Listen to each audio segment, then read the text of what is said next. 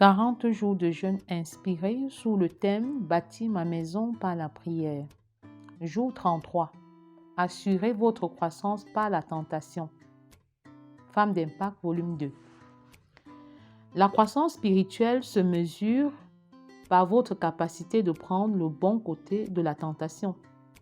La vie chrétienne est une série de tentations et d'épreuves qui vous permettent de croître spirituellement. La tentation est une opportunité de faire le bien et de toujours surmonter le mal par le bien. À cet effet, Romains 12, 21 dit « Ne te laisse pas vaincre par le mal, mais surmonte le mal par le bien. » Tous les chrétiens sont soumis à la tentation. Pendant que certains tirent leur épingle du jeu, d'autres par contre ne réussissent pas à tirer la leçon issue de la tentation. Derrière chaque tentation se cache un plan, un projet, une bénédiction. Adam a été incapable de choisir le bien quand le diable lui proposait le mal au jardin d'Éden. Jésus, par contre, a surmonté toutes les tentations en choisissant d'obéir à Dieu. Romains 5, 18 à 19 déclare « Ainsi donc, comme par une seule offrande, la condamnation a atteint tous les hommes, de même, par un acte de justice, la justification qui donne la vie s'étend à tous les hommes. Car, comme par la désobéissance d'un seul homme, beaucoup ont été rendus pécheurs, de même, par l'obéissance d'un seul, beaucoup seront rendus justes. » La tentation en soi et par soi n'est pas une mauvaise chose. Elle est un instrument, un moyen que Dieu utilise pour bâtir, alors que le diable l'utilise pour nous détruire. Lorsque vous parvenez à vaincre la tentation sans péché comme Jésus, vous manifestez les signes de la maturité spirituelle. Les personnes qui surmontent la tentation avec brio sont celles qui s'appuient sur les moyens de Dieu. Dans 1 Corinthiens 10, 13, il est écrit « Aucune tentation ne vous est survenue qui n'ait été humaine et Dieu, qui est fidèle, ne permettra pas que vous soyez tentés au-delà de vos forces. Mais avec la tentation, il préparera aussi le moyen d'en sortir afin que vous puissiez la supporter. » Vous ressemblez à Christ lorsque vous choisissez de faire du bien et non de pécher. Vaincre la tentation signifie intégrer les 9 vertus de l'esprit qui étaient propres à Jésus. Ces 9 vertus sont décrites dans Galates 5, verset 22. L'amour, la joie, la paix, la patience, la bonté, la bénignité, la fidélité, la douceur, la tempérance. Ces vertus développent le plus grand commandement, qui est l'amour.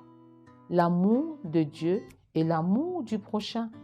Lorsque Dieu veut développer une de ces vertus en vous ou en nous, il nous met dans les situations où nous sommes tentés de faire le contraire. Quand Dieu veut cultiver l'amour en nous, il met à côté de nous les personnes désagréables qu'il faut apprendre à aimer par la foi. Quand il veut cultiver la paix en nous, il nous place dans des situations conflictuelles pour voir notre capacité ou mieux, notre sens de la convivialité. C'est dans les situations tumultueuses que le Seigneur nous enseigne la vraie joie que seul le Saint-Esprit peut procurer. Une joie qui ne dépend pas des circonstances, mais une joie qui tire sa genèse de notre rencontre personnelle avec Christ. Nous grandissons dans la paix lorsque nous choisissons de mettre toute notre confiance en Dieu devant les situations bouleversantes. C'est dès lors que nous sommes confrontés à des situations où nous sommes tentés d'être infidèles que nous pouvons mieux jauger notre fidélité. C'est lorsque nous surmontons l'envie d'être infidèles que nous devenons fidèles. Contrairement aux dons spirituels qui ne nécessitent pas un effort pour leur manifestation, le fruit de l'esprit ne se développe pas de façon automatique. Ces dons spirituels sont liés à notre relation avec Jésus, alors que le fruit de l'esprit nécessite des efforts et des sacrifices.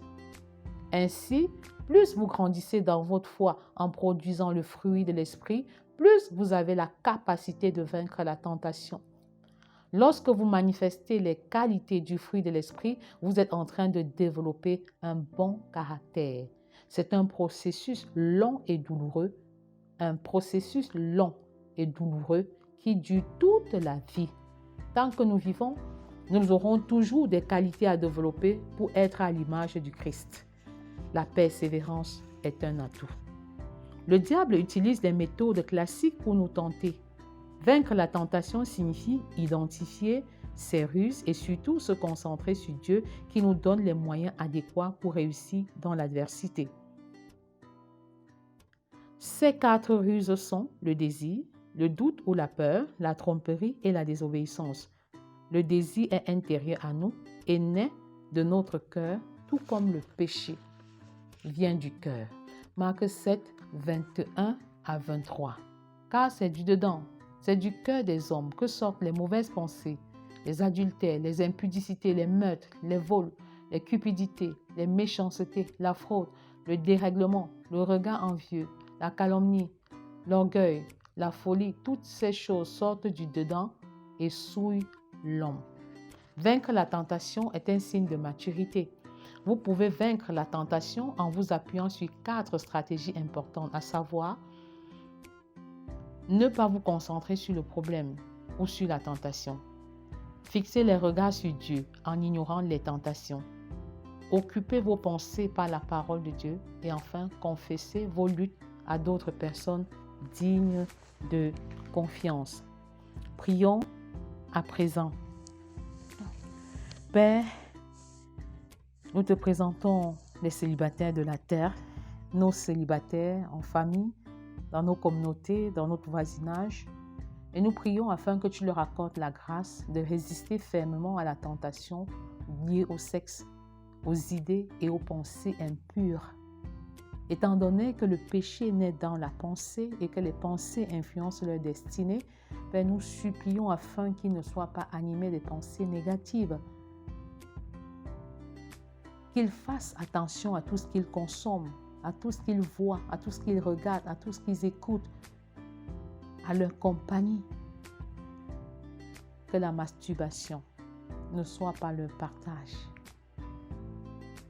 Qu'ils ne soient pas de la catégorie de ceux qui regardent les films et se masturbent, de ceux qui regardent les films et font des rapports sexuels dans la pensée. Qu'ils soient purs, qu'ils soient saints de corps, d'âme et d'esprit. Selon qu'il est écrit dans Jacques 4, verset 7, « Soumettez-vous à Dieu, résistez au diable, et il fuira loin de vous. » Qu'ils soient totalement soumis à Dieu, à sa direction. Et en ce moment, ils seront capables de ramer à contre-courant dans un monde compromis, sans principe et sans valeur. Ils résisteront avec brio et le diable fuira loin d'eux. Père, accorde-leur la grâce d'être ferme, car celui qui est ferme réussira, car celui qui regarde à toi ne se compromettra pas. Ô Père, qu'il s'appuie sur ta parole, qu'il s'appuie sur toi comme socle, comme référence, comme standard. Selon qu'il est écrit dans Proverbe 16, 30, « Celui qui ferme les yeux pour méditer les pensées perverses, qui se mord les lèvres, a déjà accompli le mal. » Que le moindre mal ne soit même pas nommé dans leurs pensées, et que leurs pensées soient remplies de la parole, que leurs pensées soient tournées vers l'éternité et que ta gloire soit manifeste dans chaque détail de leur célibat, au nom puissant de Jésus. Prions pour les célibataires. Prions pour les adolescents. Prions pour les adolescents. Père, je prie afin que nos adolescents, nos futurs adolescents, se donnent totalement à toi, qu'ils te donnent, qu'ils t'offrent leur corps comme habitation, comme le temple du Saint-Esprit, qu'ils se donnent totalement à l'autel, comme un sacrifice vivant, saint, agréable, ce qui sera de leur part un culte raisonnable. Ne savez-vous pas que votre corps est le temple du Saint-Esprit qui habite en vous. 1 Corinthiens 3, verset 16. Qu'ils traitent de leur corps en sachant qu'ils ont des comptes à te rendre. Père, donne-leur de veiller sur ce qu'ils mettent sur eux, le type de vêtements qu'ils portent, qu'ils abordent, qu'ils apprennent à s'habiller décemment, à porter des tenues qui t'honorent et qui te glorifient, en étant conscients que leur corps ne leur appartient pas. Leur corps est ta résidence et tu veux y demeurer de manière permanente. Qu'ils se dissocient du péché, qu'ils se dissocient totalement de toute forme de péché et qu'ils t'honorent par leur façon d'être et de faire au nom puissant de Jésus. Prions pour les couples à présent et nos futurs foyers et les futurs foyers de nos enfants, afin qu'ils aient la parole de Dieu comme le roc, la parole de Dieu comme le socle de leur foyer. Père, qu'ils bâtissent sur du roc et non sur du sable mouvant. Qu'ils bâtissent sur la parole, qu'ils bâtissent sur toi, parce que tu es le même hier, aujourd'hui et éternellement, et tu es la seule personne capable de stabiliser un couple, de rendre un couple heureux, malgré l'adversité, malgré les pluies qui vont tomber, malgré les vents qui vont souffler. Selon qu'il est écrit dans Matthieu 7, 24, c'est pourquoi toute personne qui entend ces paroles que je dis et les met en pratique, je la comparerai à un homme prudent qui a construit sa maison sur le rocher. Père, que nos enfants bâtissent leur maison sur les rochers au nom puissant de Jésus. Nous prions pour les enfants d'impact, pour nos enfants. Nous désirons qu'ils deviennent des enfants d'impact. Notre souhait, Seigneur, est qu'ils croissent dans la crainte de Dieu.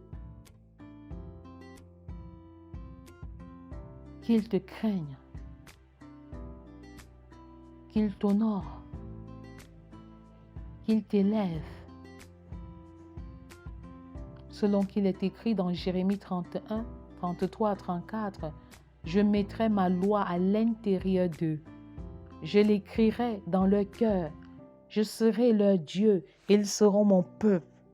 Car tous me connaîtront, depuis le plus petit jusqu'au plus grand d'entre eux, déclare l'Éternel. » Ô Père, nous soupirons de les voir grandir avec toi, vivre pour toi, par toi, au nom puissant de Jésus. Au nom puissant de Jésus. Les enfants qui vont se distinguer dans une génération qui a rejeté Dieu. Oui, mon peuple a commis un double péché. Il m'a abandonné, moi qui suis la source d'eau vive. Et ils se sont creusés des citernes crevassées. Que ce ne soit pas le partage de nos enfants, au nom puissant de Jésus. Nous prions pour nos familles, pour l'unité entre le père et la mère, l'unité entre les parents, l'unité entre le papa et la maman, l'unité entre les parents d'une part et les enfants d'autre part. Nous refusons les conflits de génération, nous refusons toutes sortes de ruptures de génération, nous refusons toutes sortes de brisures, de cassures. Les parents d'un côté et les enfants de l'autre. Nous disons non. Et nous nous appuyons sur Philippiens 2:2 pour appeler à l'existence une unité parfaite au sein de nos familles.